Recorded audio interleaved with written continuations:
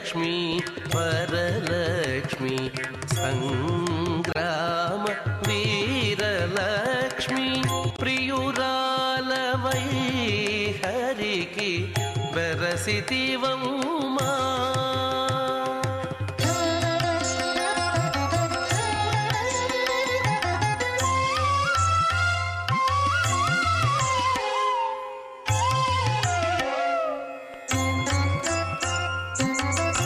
పాలజల నిధిలోని పసనైన మీగడ మేలిమి తామెరలోని మించువాసన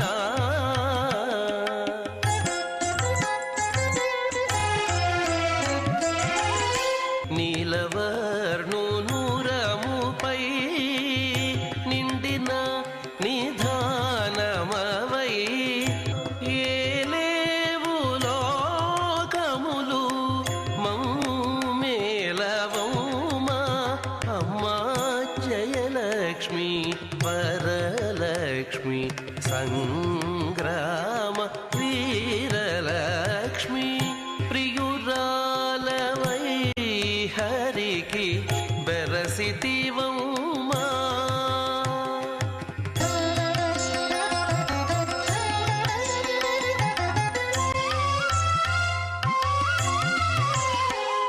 చందురు తోడ పుట్టిన సంపదల మెరుగవో కందువ బ్రహ్మల కాచే కల్పవల్లివో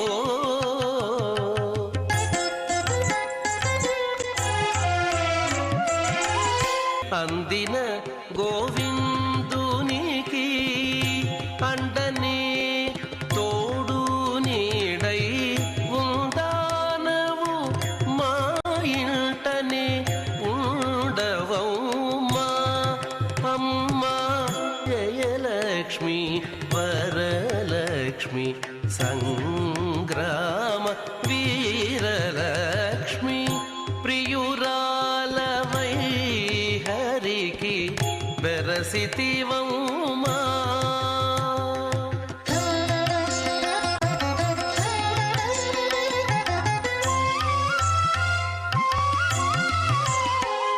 పదియారు పల్నెలతో బంగారు పతిమా చెదరని వేదములా చిగురుబోడి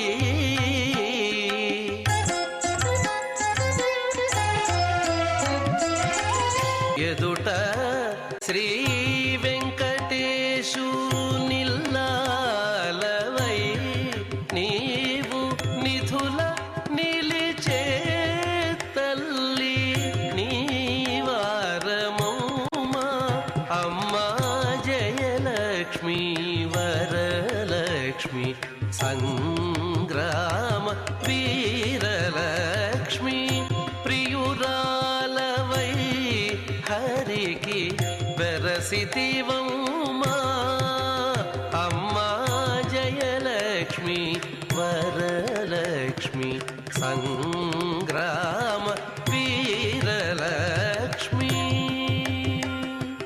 వరలక్ష్మి జయలక్ష్మి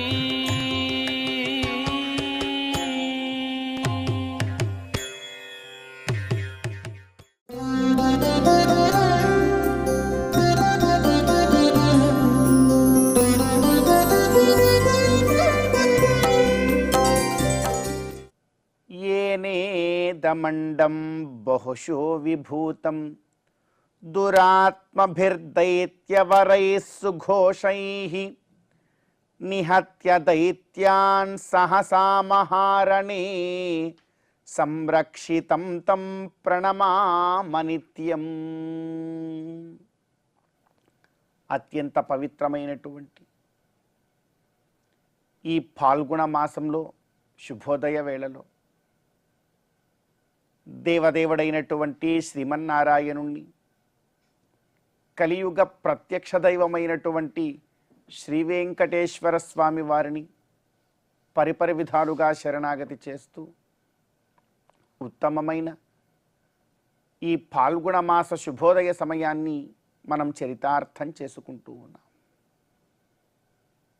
ఈ పాల్గొన మాసంలో మనందరి యొక్క ప్రధానమైనటువంటి కర్తవ్యం గోవిందుడి యొక్క ఆరాధన. గోవిందుణ్ణి, ఆ దేవదేవుణ్ణి ఎంతగా భక్తి ప్రపత్తులతో మనమందరం కూడా ఆరాధన చేస్తాము, అంత గొప్పదైనటువంటి ఫలాన్ని, అదృష్టాన్ని మనమందరం కూడా పొందగలుగుతాం. విశేషించి రాబోతూ ఉన్నటువంటి నూతన తెలుగు సంవత్సరం, నూతన వార్షికం కోసం మనమందరం కూడా ఈ శిశిర ఋతువులో, ఈ పాల్గొన మాసంలో సిద్ధంగా ఉండేటువంటి ప్రయత్నం మనమందరం కూడా ఆచరించాలి. అలా సిద్ధంగా ఉంటూ ఏ కార్యాన్ని మనం చెయ్యాలి ఈ రోజున అంటే ఒకే ఒక్క కార్యం మనకు పెద్దలు తెలియజేస్తూ ఉన్నారు. ఆ కార్యం ఏమి అంటే ధర్మాచరణ చేయడం. ఆ ధర్మము కూడా ఎలాంటిది?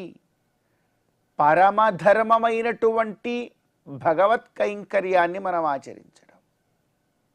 ఎందుకు అనంటే ఆ భగవంతుడే కదా సదా సర్వదా మనలందరినీ కూడా ఆపదల నుండి రక్షిస్తూ ఉండేటువంటి వాడు. అందుకే అంటున్నాం, ఏనేతమండం బహుశో విభూతం దురాత్మభిః దైత్యవరైః సుఘోషైః. అనేక మార్లు ఈ అఖిలాండ కోటి బ్రహ్మాండంలో ఈ భూలోకం ఏదైతే ఉన్నదో, ఈ భూలోకం అనేక మార్లు దైత్యుల చేత పీడింపబడుతూ ఉన్నది. ఇప్పటికీ పీడింపబడుతోంది, గతంలో అనేక మార్లు కూడా పీడింపబడినది. ఎందరో రాక్షసులు. ఒక రాక్షసుడేమో భూమిని రసాతలంలోకి తీసుకుని వెళ్ళాడు. మరికొందరు రాక్షసులేమో ఈ భూమి మీద ధర్మం అనేటువంటిది లేకుండా అంతా అధర్మమే ఉండేలాగా వారి వారి యొక్క ప్రవృత్తులనన్నింటినీ కూడా ఈ భూదేవి మీద చూపించారు. అలా చూపించి ఈ భూదేవికి ఈ భూలోకంలో ఉండేటువంటి సకల ప్రాణులకి కూడా ఎప్పుడెప్పుడైతే ఈ దైత్యుల ద్వారా కష్టకాలం వచ్చిందో అప్పుడప్పుడల్లా కూడా భగవంతుడు అవతరించి మనల్ని రక్షించాడు. అలా రక్షించకుండా ఉంటే ఈ రోజున మనం ఇలా ఉండేవారమ్మా. అందుకే మత్స్య కూర్మ వరాహ నారసింహ వామన పరశురామ రాఘవ బలభద్ర కృష్ణ కల్క్యాద్యవతారములన్నీ కూడా అలాంటి అవతారాలే. అందుకే కోరుతున్నాం, ఏనేదమండం బహుశో విభూతం దురాత్మభిర్దైత్యవరైః సుఘోషైః. దురాత్మభిః దైత్యవరైః సుఘోషైః ఇదమండం బహుశో విభూతం. అనేక మార్లు ఇది పీడింపబడిందండి. అలాంటి పరిస్థితుల్లో నిహత్య దైత్యాన్ సహసా మహారణే, అటువంటి దైత్యులనన్నింటినీ కూడా గొప్పదైనటువంటి తన యొక్క సాహసం చేత, తన యొక్క లీలా విభూతి చేత ఆ గోవిందుడు వాళ్ళందరినీ కూడా ఆ దైత్యుల్ని సంహరింపజేశాడు. నిహత్య దైత్యాన్ సహసా మహారణే సంరక్షితం తం ప్రణమామనిత్యం. అలా రక్షించినటువంటి వాడిని నేను సదా సర్వదా నిత్యము కూడా నమస్కారం చేస్తాను. అయితే ఆ రాక్షసులు ఇప్పుడు లేరు కదండి. ఆ హిరణ్యాక్ష హిరణ్యకశిపులు ఈ భూమిని అంతటినీ కూడా అధర్మంలో నింపేసినటువంటి వారు వారిప్పుడు లేరు కదా. అంటే నాయన, వారు విడిగా ఈ లోకంలో లేరు, కానీ నీలో నాలో అందరిలో ఉన్నారు. రాక్షసులు అనేటువంటి వారు వారేదో గొప్ప గొప్పగా కోరలన్నీ కూడా వేసుకొని భారీ కాయంతో చూడగానే భయం కలిగేలాగా మనం కనుక చలనచిత్రాలలో చూస్తూ ఉన్నట్టుగా అలా ఏమీ ఉండరు రాక్షసులు. రాక్షసత్వం అనేటువంటిది ఈ లోపల కూడా కాస్త దాగి ఉందయ్యా. అది కామ క్రోధ లోభ మోహ మద మాత్సర్యముల వల్ల ఈ లోపల పోషింపబడుతూ ఉంది. మరి దాన్ని నీవు పరిపూర్ణంగా తీసివేయాలి, నీలో ఉన్న రాక్షస ప్రవృత్తిని బయటికి నీవు తొలగించాలి అంటే ఏ క్షణము కూడా నీవు కామక్రోధ లోభ మోహ మద మాత్సర్యాలకి లోను కాకూడదు. ఏమాత్రంలోనైనా కూడా లోపల ఈ రాక్షస ప్రవృత్తికి నీవు బానిస అయిపోతావు. కాబట్టి ఎప్పుడైతే భగవత్ కైంకర్య మార్గంలో నీవు ఉంటావో ఈ రాక్షస ప్రవృత్తికి నీవు కాస్త దూరంగా ప్రశాంతంగా ఉండగలుగుతావు. ఈ కామక్రోధ లోభ మోహ మద మాత్సర్యాలు నీ జోలికి రావు నాయనా అని మనల్ని అందరినీ కూడా ఆ విఖనోమునీందుల వారు ఎంతో గొప్పగా భగవంతుడి యొక్క దివ్యమంగళ విగ్రహారాధనా కైంకర్యంలో ఎంతో గొప్పగా భగవద్రక్షణని పొందుతూ మన జీవితాన్ని ఫలవంతమైనటువంటి జీవితాన్ని గడపమని ఆయన ఉపదేశించారు. మరి ఆ విఖనసోక్త విగ్రహారాధన కైంకర్య మార్గంలో మనమందరం కూడా ముందుకు సాగే ప్రయత్నం చేస్తూ ఫల్గుణ మాసంలో ఈ రోజుటి తిథివార నక్షత్రాలలో ఉండేటువంటి వైశిష్ట్యాన్ని కూడా కాస్త మన జీవితానికి అన్వయించుకునే ప్రయత్నం మనం ఒకసారి ఆచరిద్దాం. ఈ రోజున ఎంతో విశేషం. ఫల్గుణ మాసంలో సప్తమి తిథి, జ్యేష్ఠ నక్షత్రము, శుక్రవారం. ఈ సప్తమి తిథికి అతిదేవుడు ఎవరండి అంటే సాక్షాత్తు సూర్యభగవానుడు. సప్తాశ్వరథారూఢుడైనటువంటి ఆ సూర్య భగవానుడి యొక్క ఆరాధనం ఈ సప్తమి తిథి రోజున మనలందరినీ కూడా ఒక క్రాంతి మార్గంలో ముందుకు తీసుకుని వెడుతుంది, ఆయురారోగ్యాలను మనకు కలగజేస్తుంది. అదేవిధంగా ఈరోజు నక్షత్రము జ్యేష్ఠ నక్షత్రం. ఈ జ్యేష్ఠ నక్షత్రము బుధుడు అనేటువంటి గ్రహము ఈ నక్షత్రానికి అధిదేవుడుగా ఉన్నారు. ఈ బుధగ్రహ అధిదైవత్యము ఉన్నది కనుక ఈ జ్యేష్ఠ నక్షత్రం రోజున మనమందరం కూడా బుధగ్రహ అధిదేవుడైనటువంటి మహావిష్ణువు యొక్క ఆరాధనాన్ని కనుక ఆచరించినట్లయితే ఎంతో గొప్పదైనటువంటి ఫలాన్ని మనమందరం కూడా పొందవచ్చు.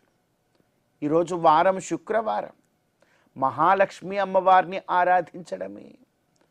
మొత్తం మీద ఈరోజు తిథివార నక్షత్రాలన్నింటినీ కూడా మనం గమనిస్తూ ఉంటే లక్ష్మీ విశిష్టుడైనటువంటి ఆ వెంకటేశ్వర స్వామి వారి యొక్క ఆరాధనం ఈ రోజున చాలా సత్ఫలాన్ని మనందరి జీవితాల్లో కూడా కలగజేస్తుంది అని మనకు అన్వయం అవుతూ ఉన్నది.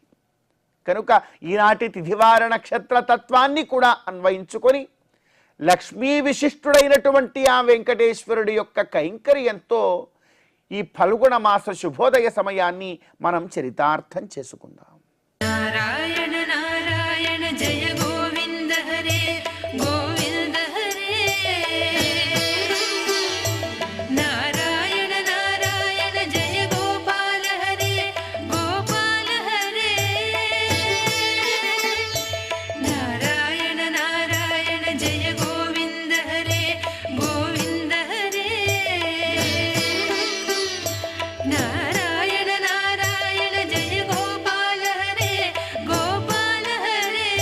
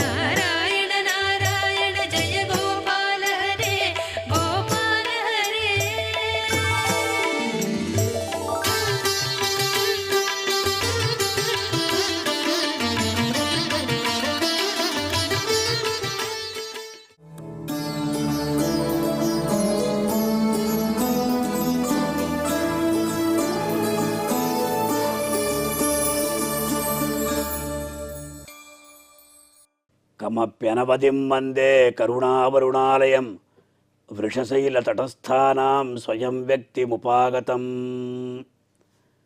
వైకుంఠాధిపతి వెంకటాచలపతిగా ఆదివరాహ క్షేత్రంలో కొలువుదీరి భక్తుల్ని అనుగ్రహిస్తూ ఉన్నాడు. భగవంతుడు వేయించేసినటువంటి దివ్య దేవాలయం అనేది ఎన్నో చరిత్రలకు ఆలవాలంగా ఉన్నది.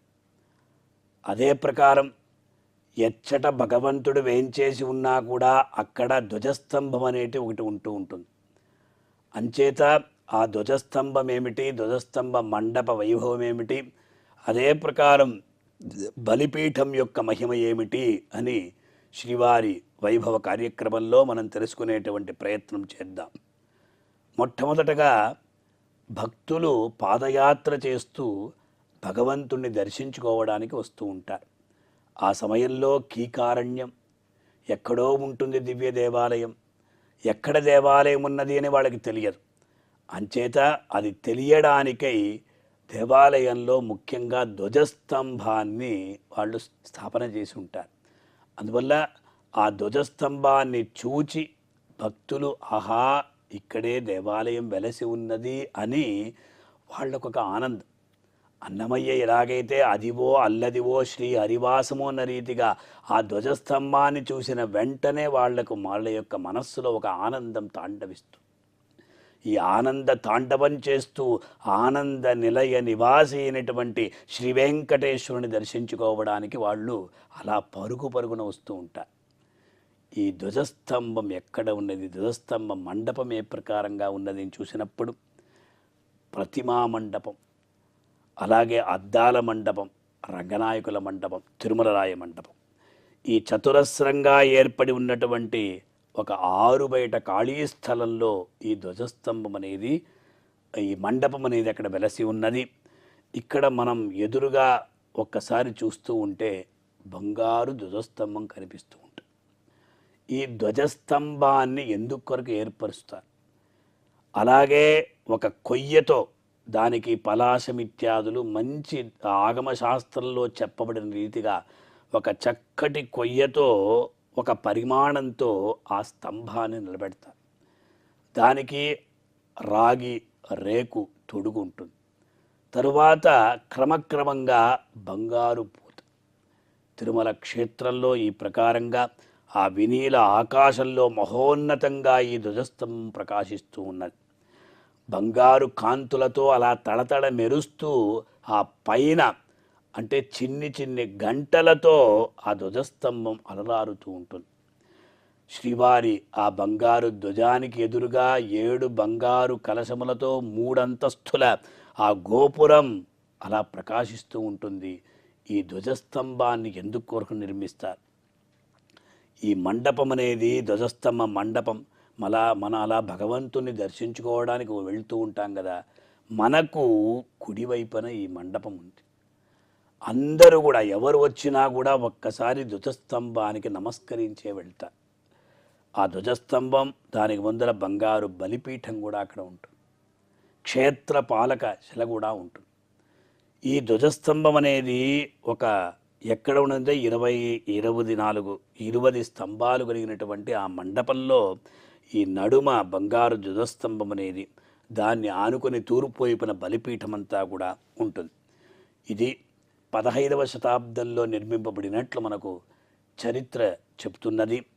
ఆ ధ్వజస్తంభ మండపంలోని శిలాస్తంభాలపై ఎన్నో దేవతామూర్తులు అంటే యోగ నరసింహస్వామి, హనుమంతుడు, బకాసురవధ, శ్రీనివాస కళ్యాణం మొదలైనటువంటి శిల్పాలు ఎంతో రమణీయంగా అక్కడ మలచబడి ఉంటాయి.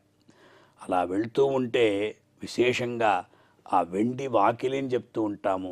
అచ్చట 15 అడుగుల దూరంలో ఇది ఉంటుంది. ఆ స్తంభం అనేది అంటే రాతి పీఠం, దానిపైన ధ్వజస్తంభం అంతా కూడా బంగారుమయంగా ఉంటుంది. విశేషంగా ఒక ఇంతకుముందు చెప్పుకున్న రీతిగా ఒక కొయ్య విశేషం ఉంటుంది. ఆ చెక్క దారువుని చెప్తూ ఉంటారు. దాన్ని ఎంతో భద్రంగా అంటే దాన్ని పూజ చేసి దీని కొరకే పెంచుతారన్నమాట. ఆ ప్రకారంగా నిర్మింపబడినటువంటి ధ్వజస్తంభంలో స్వామివారికి ఎదురుగా అలా గరుత్మంతుడు అంజలిబద్ధుడై భగవంతుడిని సేవిస్తూ ఉంటాడు. హనుమంతుడు 4 వైపులా శంఖచక్రాలు, కాళీయమర్దనం వంటి శిల్పాలు కూడా అక్కడ విశేషంగా కనిపిస్తాయి. ఈ ధ్వజారోహణం అని మేము చెప్తూ ఉంటాం. ధ్వజం అంటే పతాక, జెండా, రెపరెపలాడేటువంటి జెండా. ఆ ధ్వజంలో గరుడను యొక్క ప్రతిమ ఉంటుంది. అందువల్ల ఈ ధ్వజాన్ని పైకి ఎక్కించడానికై ఈ స్తంభం అనేది ముఖ్యభూతంగా ఉంటుంది కనుక తమిళంలో దీన్ని కొడి కంబం అని చెప్తూ ఉంటారు. కొడి అంటే అక్కడ ధ్వజం అన్నమాట. దాని కొరకు ఏర్పడినటువంటి స్తంభం అని చెప్తూ ఉంటారు. అందువల్ల ధ్వజం అనే శబ్దాన్ని చెప్తున్నా. విజయ కేతనాన్ని ఎగురవేస్తూ ఉంటారు. ప్రతి బ్రహ్మోత్సవంలో కూడా భగవంతుడు తిరుమలరాయ మండపంలో వేంచేసి ఉండి ధ్వజారోహణ కార్యక్రమాన్ని వీక్షిస్తూ ఉంటాడు అన్నప్పుడు తిరుమల క్షేత్రంలో విశేషంగా వైఖానస పండితులు, వైఖానస అర్చకులందరూ కూడా ఆ ధ్వజస్తంభం మీద అందరూ కూడా అక్కడ విశేషంగా ఎక్కి అక్కడ ఆ దర్భ చాపంతా చుట్టి ఒక పెద్ద తాడు ఉంటుంది. అందులో ఈ ధ్వజాన్నంతా కూడా కట్టి జగజయ గరుడ సుపర్ణ దర్వీకర ఆహార దేవాది పాహార హారిన్ అన్న రీతిగా ఆ మంత్రాలంతా కూడా, అంటే సుపర్ణోసి గరుత్మా అని చెప్పే రీతిగా ఆ మంత్రాన్నంతా కూడా చెప్తూ ఆ గరుడుని పైన ఎక్కిస్తారు. యక్ష గంధర్వ కిన్నర కింపురుషాదులు అందరినీ కూడా ఆహ్వానిస్తాడు ఆ గరుడు. అందువల్ల ఎప్పుడు ఎవరు వచ్చినా కూడా ఆ ధ్వజస్తంభాన్ని మొక్కి ఆ తరువాతే లోపలికి వెళ్తారు. ఈనాటికి కూడా అర్చకులు, జియంగార్లు, ఏకాంగులు, ఆచార్య పురుషులు, ఇతర శ్రీవైష్ణవులు, అధికారులు, అనధికారులు అందరూ కూడా ఆ భగవంతుణ్ణి సేవించేదానికి ముందు ఆ ధ్వజస్తంభాన్ని మొక్కి తరువాతే వస్తారు. అందువల్ల ఈ ప్రకారంగా మనం కూడా వెళ్ళేటప్పుడు ఆ ధ్వజస్తంభాన్ని ఒక్కసారి నమస్కరించి ఆ భగవంతుణ్ణి దర్శించుకుంటాం. ఓం నమో వెంకటేశాయ.